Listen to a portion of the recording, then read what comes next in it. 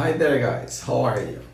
Sejam muito bem-vindos ao meu canal Inglês com Rivaldo, eu sou o professor Rivaldo Coelho e se você está procurando um curso completo do básico ao avançado, com explicações de forma bem práticas e fáceis para que você possa de fato aprender a língua inglesa, você está no canal correto. Aqui nós vamos ver todas as nuances da língua inglesa, ok? Nós vamos ver a questão de vocabulário, a questão de interpretação de texto, de pronúncia, de palavras hoje utilizadas no cotidiano em comparação com palavras usadas no inglês para concurso, né, para teste de proficiência em inglês e todos os aspectos gramaticais, do básico ao avançado. E com relação ao aspecto gramatical, a gente vai utilizar como livro base o meu livro de gramática Your English Grammar, que já está à disposição para download na plataforma da Amazon.com e da Amazon.com.br, se você estiver no Brasil. Então é só você clicar no site deles e digitar meu nome, Rivaldo Coelho, que já vai na primeira página aparecer já o meu livro para você dar o download e acompanhar as aulas e treinando também, estudando a qualquer hora que você deseje, fazendo os exercícios que lá se encontram, ok? Mas antes de começar a nossa aula, vamos para a vinheta, a gente se vê já já. Tchau!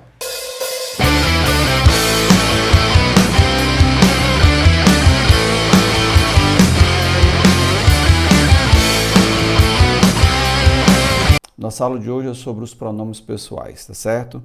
Esse assunto ele vai ser dividido em 3 aulas, para que vocês possam pegar realmente do básico, entender direitinho, não só as traduções, mas as suas aplicações e também a pronúncia, tá certo?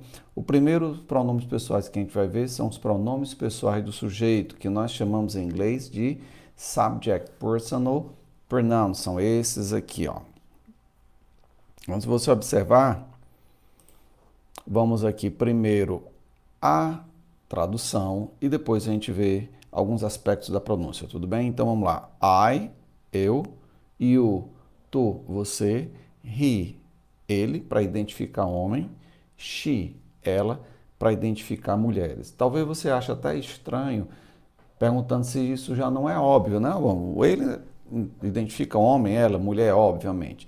Acontece que em português a gente pode aplicar esse pronome ele e o pronome ela não somente a pessoas do sexo masculino e feminino respectivamente, mas a gente pode também chamar, por exemplo, uma cadeira ela. Quando me refiro à cadeira, me refiro a ela. Eu posso também me referir a um animal, a um cavalo, a um cachorro como ele. Em inglês isso não acontece.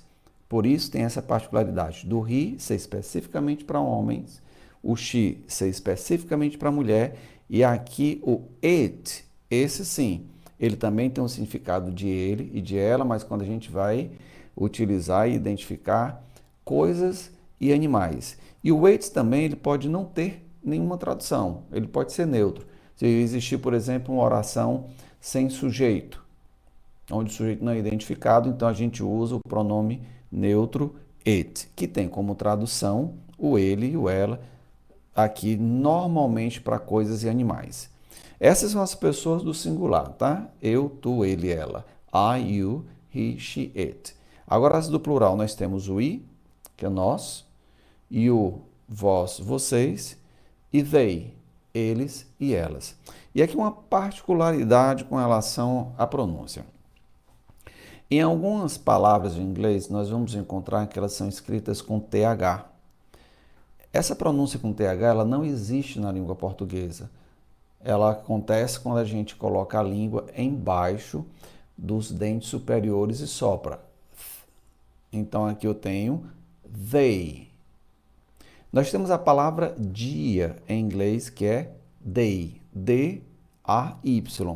Então veja como é diferente a pronúncia de dia em inglês, day, para o pronome pessoal eles, elas.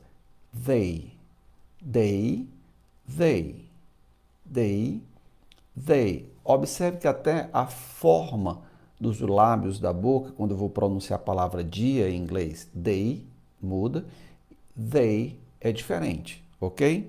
Então, para que a gente tenha uma pronúncia correta, a gente tem que já ter isso apercebido, que as palavras que têm TH em inglês têm esse som da língua embaixo dos dentes superiores soprando, ok? Vamos ver um exemplo aqui, por exemplo, we live in Brazil. Nós moramos no Brasil. Nós temos aqui o sujeito, que é o we, nós. Nós temos o verbo live, ou to live, que é morar, viver, em Brasil. E agora nós vamos ver os pronomes pessoais do objeto. Ou, em inglês, object, personal, pronouns. Você já deu para perceber aqui que o português ele é bem mais rico nesse aspecto gramatical, né? Porque nós temos aqui em inglês o me, mas quando a gente vai traduzir para o português, dependendo da frase, nós temos o me, o mim e o comigo. O you, em português, o ti com ti com ti, contigo e você. O him, em inglês, o, lhe e ele em português. Her, a, lhe e ela. O it pode ser o, a, lhe, ele e ela. Us, o nos, a nós e o conosco. You, vos, a vós, vocês e convosco. E them, os, as, lhes, eles e elas. A gente já observa aqui de cara que os pronomes pessoais do objeto em português eles são bem mais complexos. Começa logo pela sua nomenclatura, que em português nós chamamos esses pronomes, o me, o ti, o li, o o a, o nos, o vos, e o os e o lhes, de pronomes pessoais do caso oblíquo. Mas caso oblíquo não nos diz muita coisa. Em inglês, eles são mais práticos na sua descrição desses pronomes, porque a nomenclatura desses pronomes, a identificação desses pronomes é de pronomes pessoais do objeto, object, personal, pronouns. Por quê? Porque eles têm a função de objeto na oração, objeto direto ou objeto indireto, ok? Mas antes de a gente partir para o exemplo, uma particularidade aqui com a pronúncia da terceira pessoa do singular, him. Percebeu que lá no pronome pessoal do sujeito, o ele em inglês é he, com H, esse H ele não é mudo, ele tem um som de R, tanto no pronome pessoal do sujeito he, quanto no pronome oblíquo him. E toda palavra que termina em inglês com a letra M, a gente pronuncia como se fosse iniciar uma nova palavra com M. Então, a gente fecha os lábios. Por exemplo, him. Como se fosse iniciar uma palavra, uma nova palavra com M sem pronunciá-la, tornando muda. Então, him. Da mesma forma, o os, o as, o lhes, o them. Temos o TH e temos o M. Então, fica them. Não é them. A gente fecha, ok? Então, no exemplo aqui, ó. I saw her yesterday. Eu a vi ontem. Eu tenho sujeito, eu, I. Nós temos o verbo no passado, do verbo to see, que é ver, no passado, vi. E temos o her, que é o objeto direto. A gente não pode traduzir em português, eu vi ela ontem. A gente tem que traduzir, eu a vi ontem. Quando eu leio espaçadamente, eu leio lendo palavra por palavra, digo I saw her yesterday. Quando eu leio normal, I saw her yesterday. I saw her yesterday. Ok? No exemplo 2, nós temos I love you. Seria eu te amo. Eu tenho novamente, I, sujeito, love, verbo amar, e o objeto. Objeto aqui não como coisa, é um objeto na classificação sintática. Então, objeto direto, né? Porque o verbo amar é um verbo transitivo direto. Quem ama, ama alguém ou alguma coisa. Então, quando eu leio essa frase normal, numa velocidade normal, I love you. E até a representação do you, ele passa a ser, quando é bem informal, com YA. I love you. I love you. E esse outro exemplo aqui, I love her. Eu a amo. Mesma estrutura. Primeiro vem um sujeito, I, depois vem um verbo, amar, love, depois vem um objeto, her. Quando eu leio normal, I love her. I love her. Eu emendo tudo, ok? Quero destacar uma particularidade. Perceba que na tradução da primeira frase, I love you, temos o pronome oblíquo te, referente, ó, o te à segunda pessoa do singular. E I love her, o a, já se referia à terceira pessoa do singular. Então aqui a gente, só para abrir um adendo, para a gente criar como base daqui para frente, a gente entender bem quais são as pessoas do discurso. Só existem 3 pessoas no discurso. Nós temos aqui os pronomes pessoais e nós temos as primeiras pessoas, tanto do singular I, quanto do plural we, ou seja, tanto eu quanto nós. Essa primeira pessoa é a pessoa que fala. Então, quem fala? Primeira pessoa. Com quem se fala? Segunda pessoa. O tu, em português, e o, em inglês, e o vós, em português, e o, da mesma forma, em inglês. Com quem se fala? Segunda pessoa do singular ou do plural. E de quem se fala? Terceira pessoa. Você fala dele, você fala dela, você fala deles, você fala delas. Então, só recapitulando, quem fala? Primeira pessoa do discurso. Com quem se fala? Segunda pessoa do discurso. De quem se fala? Terceira pessoa do discurso, ok? Tudo tranquilo? Então, vamos só resumir aqui. Nós temos I, you, he, she, it, we, you, they. Me, you, him, her, it, us, you e them. Essa primeira coluna chamamos de subject, personal, pronouns, que em português são pronomes pessoais do sujeito. E por que pronomes pessoais do sujeito? Porque eles assumem a função de sujeito da oração. Ora, vamos pensar o seguinte. Numa oração, primeiro, para existir uma oração tem que ter o verbo. E qual é a palavra que realmente é representação? É o verbo. Então, normalmente, quem pratica essa ação é o sujeito, não é isso? Então, a gente pode dizer que toda essa coluna aqui, ó, dos pronomes pessoais do sujeito, eles vêm antes do verbo.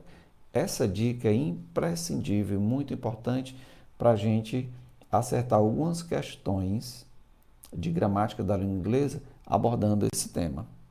Vamos aqui para a segunda parte, segunda coluna. Me, you, him, her, it, us, you e them, conhecidos como object, personal pronouns ou pronomes pessoais do objeto. Em português, essa primeira coluna aqui, os pronomes pessoais do sujeito, são chamados de pronomes pessoais do caso reto. E essa segunda coluna, em português, são chamados de pronomes pessoais do caso oblíquo. Ora, você há de convir que caso reto e caso oblíquo não nos diz muita coisa, não nos ajuda muita coisa quando a gente vai analisar sintaticamente uma oração, não é verdade? Mas nós já vimos que o fato desses pronomes pessoais serem chamados de pronomes pessoais do sujeito é porque eles têm a função de sujeito na oração. E se eles são sujeito na oração, são eles que praticam a ação e o verbo é que representa a ação, então eles vêm antes do verbo. Já os objetos, eles têm a função de objeto, direto ou indireto, dependendo da transitividade do verbo. Ora, se o verbo é que faz ação, eu tenho um sujeito que pratica ação e em orações afirmativas, tá? A gente está trabalhando com orações afirmativas. O sujeito que pratica ação vem antes do verbo em inglês, então o objeto que sofre a ação, ele vem então depois do verbo. Então é só a gente lembrar que a primeira coluna dos pronomes pessoais do sujeito vem antes do verbo, porque tem a função de sujeito, e os pronomes pessoais do objeto, como eles têm a função de objeto direto ou indireto, eles vêm depois do verbo, ok? Dá só uma olhadinha nessa questão que caiu no vestibular da Universidade Estadual do Ceará no ano de 2000, no primeiro certame. O enunciado dizia o seguinte: is the fear that mobilizes us to protect. O termo em negrito é, não vamos nem traduzir a palavra, vamos usar essa dica aqui. Isso foi uma questão de vestibular, tá, pessoal? Olha, o termo em negrito é us. Então, vamos procurar aqui na coluna. Será que esse as se encontra na primeira coluna? Não. Se encontra na segunda? Sim. Olha onde é que ele está. Se ele está na segunda coluna, ele é um object personal pronoun. Alternativa C.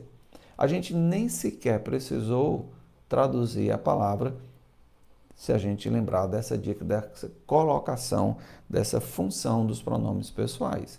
Mas se quiser traduzir, ó, is the fear, é o medo, that mobilizes us to protect, que nos mobiliza a proteger, aí tem a sequência da frase. Vamos ver mais uma questão para que a gente possa internalizar. You can update your preferences at any time, at the bottom of any page. Learn more on how your data is using our cookie policy. Normalmente isso aqui é uma frase que está comum hoje na internet, com uma página que qualquer página que você abre, ela vai falar sobre as políticas de cookies. Mas eu não vou traduzir a frase, tá certo? Vamos analisá-la com a dica que nós demos aqui. O que é que ela está perguntando? O termo em negrito cadê o termo em negrito? You. Ele é um object personal pronoun, ele é um possessive pronoun, que nós não estudamos ainda. Ele é um possessive adjective ou ele é um subject personal pronoun? Então vamos lá. Eu tenho you aqui na primeira coluna? Tenho. Eu tenho you na segunda coluna? Tenho. Não importa se é singular ou plural, tá? Aqui tenho you, tu, você, e o vós. Mas não interessa. Mas agora eu fiquei em dúvida. Ele está na primeira coluna, ele está na segunda coluna. E aí? O da primeira coluna eu sei que é um subject personal pronoun. E o da segunda coluna é um object. E aqui eu tenho um object e eu tenho um subject. E aí? O que é que diz aqui? Que esses pronomes pessoais, portanto, no caso em questão aqui o you, eles têm a função de sujeito porque eles vêm antes do verbo. Ora, a frase está se iniciando com you. Se a frase está se iniciando com you, não tem nada antes dele. Então não pode ter um verbo aqui antes dele. Obrigatoriamente o verbo vem depois. Mesmo que você não saiba ainda o que significa can, que é um verbo, mas suponho que você não soubesse que era can. Mas só o simples fato desse raciocínio aqui, se eu estou iniciando a frase com you, óbvio que o verbo não está antes dele, está depois dele. Se o verbo vem depois, ele está vindo antes do verbo, ele vai ser o quê? Esse you aqui. Ou esse you aqui, não interessa. Ele vai ser um subject, personal pronoun. Está ficando melhor agora? Vamos traduzir a frase. You can update your preference at any time. Você pode atualizar suas preferências a qualquer momento at the bottom of any page, ao final de cada página. Learn more how your data is used in our cookie policy. Aprenda mais sobre os seus dados, sobre como os seus dados são usados em nossa política de privacidade. Essa palavra aqui, ó, que parece uma palavra em português, que a gente chama de cognato, uma palavra cognata, ou aqui nesse caso seria um falso cognato, um false friend. Ela tem duas pronúncias, né? A britânica e a americana. Eu posso tanto pronunciar como data, como eu posso pronunciar como data, ok? Ambas estão corretas. Pode ser que você escute aí num filme, assistindo um filme, essa palavra aqui, data e outro data, mesma coisa. Vamos lá, mais uma. When Centros Sem Fronteiras, vamos lá. When Centros Sem Fronteiras founder and pastor M. Lozano offered her church as a sanctuary for an undocumented woman and her son in 2006, she helped to start a nationwide movement. É uma frase grande, né? O que é que ela está pedindo na questão? Os termos em negrito são, respectivamente. Então, ele quer saber se esse termo aqui em negrito, her, é um object personal pronoun ou um subject personal pronoun. E esse outro termo em negrito aqui, que é o she, se é um object ou um subject personal pronoun. Vamos esquecer a tradução mais uma vez e vamos nos concentrar aqui na nossa dica, ok? Então vamos lá. A primeira eu tenho her. Antes de her, eu tenho a palavra offered. A palavra offered, terminada em ed, normalmente mostra o passado ou participo passado de um verbo. Portanto, isso aqui é um verbo. E esse aqui, ó, eu tenho o E maiúsculo, eu tenho um L maiúsculo, Emma Los Angeles. É um nome próprio. Se é um nome próprio, normalmente é uma pessoa. Normalmente, quando temos uma pessoa com nome próprio, é a função de sujeito. Então, eu tenho um nome de uma pessoa, eu tenho um verbo e depois desse verbo, eu tenho o pronome her. Mas mesmo que eu não soubesse nada disso, tá? Eu não soubesse que isso aqui era um verbo, não tenho a menor ideia que o sufixo ed em verbo forma passado, o seu pretérito e o seu participio passado dos verbos regulares, não sei disso, não estudei ainda, não cheguei nesse assunto, e muito menos eu estou atentando para o fato de que isso é nome próprio. Vamos esquecer tudo isso. Mas vamos olhar só a escrita. Vamos procurar esse her na primeira coluna. A gente não encontra. Vamos para a segunda coluna, aqui está, her. Se ele se encontra aqui, então object, personal, pronoun. Então eu já elimino C de casa e D de dado. Eu já trabalho já com a eliminação. Então no meu teorema de Chutágoras, aqui, de 25% de probabilidade, se eu não tivesse a menor ideia de qual alternativa marcar, eu já com simples raciocínio, lembrando desse detalhe, já eliminei duas, agora a minha chance de 25% subiu para 50%, porque ou vai ser A ou vai ser B. Então eu vou olhar para cá. Mais uma vez eu estou perdido na tradução, não faço a menor ideia do que significa. Então vou procurar o she.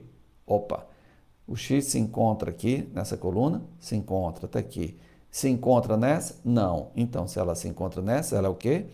Um subject, personal, pronoun. Então nesse caso a alternativa correta vai ser a B de bola. Percebam que com um raciocínio simples de a gente conhecer a função, o papel desses pronomes pessoais em uma oração, a gente é capaz de resolver quaisquer questões pertinentes a esse assunto, abordando a que função se aplica a um desses dois pronomes, ou do sujeito ou do objeto. Tranquilo? Vamos lá para a tradução, sei que vocês estão curiosos, né? Vamos lá. When, quando? Centro Sem Fronteiras. Isso aqui é um nome em espanhol, né? Centro Sem Fronteiras. Founder, o fundador ou fundadora. And pastor, pastor ou pastora.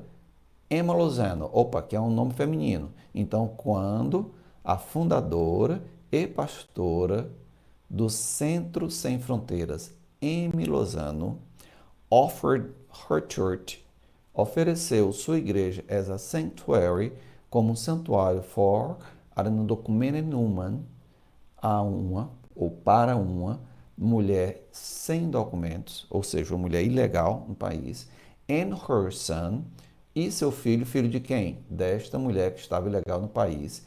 In 2006, em 2006, she, ela quem? Emma Lozano, helped start a nationwide movement, ajudou a iniciar um movimento nacional.